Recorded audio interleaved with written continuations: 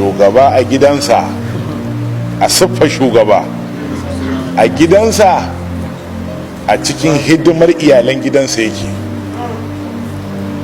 Sai mu kama hanya mu mako. A cikin gidansa hidimar iyalinsa yake yi. Ka gani yanzu abubuwan da wasu mata suke gamuwa da su a gun maza tashin hankali ne.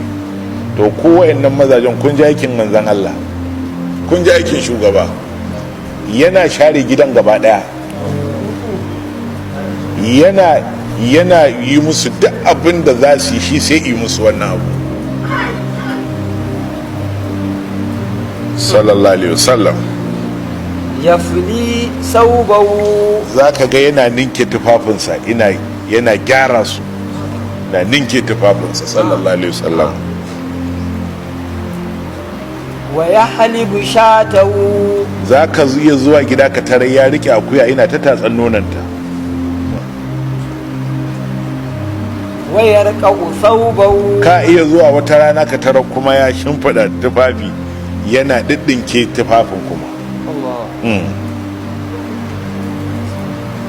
wa yakhsifu na'lahu, idan takalmi hancinsa ya cire za ka iya zuwa ka tare yana dinke hancin takalmin kuma.